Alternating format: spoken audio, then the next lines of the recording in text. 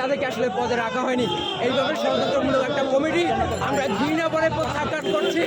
আসলে যারা এই ধরনের ষড়যন্ত্র করেছে, আপনারা যদি একটু বলি যে দেশনায়ক জনাব তারেক রহমান 5ই জানুয়ারি পরবর্তী যেভাবে ছাত্র রাজনীতি দেখতে চায় ক্যাম্পাসে, সাধারণ শিক্ষার্থী বান্ধব একটি ছাত্র রাজনীতি তারা দেখতে চায়, এই লক্ষ্যে দেশনায়ক জনাব তারেক রহমান নিরলস চেষ্টা করে যাচ্ছেন। কিন্তু একটি সিন্ডিকেট আসলে তার ইচ্ছাকে প্রতিফলন না করে তাদের নিজেদের রাজনীতিকে গুরুত্ব দেওয়ার কারণে তারা মূলত তাদের মতো করে লোকবল সেট করার জন্য সারা বাংলাদেশে একটা সিন্ডিকেটের মধ্যে এই ছাত্রদল আবদ্ধ হয়েছে, আটকে গেছে।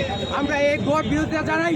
অতি সত্ত্বের আমরা বলতে চাই এই কমিটি স্থগিত করে সব যে কয়টা গ্রুপ থাকবে, গ্রুপের মধ্যে থেকেই যারা প্রকৃত ত্যাগী, সব গ্রুপ থেকে প্রকৃত ত্যাগী যারা রয়েছে তাদের দিয়ে একটি সুন্দর যৌক্তিক একটা কমিটি যেন গঠন করা হয়, সেই দাবি জানাচ্ছি।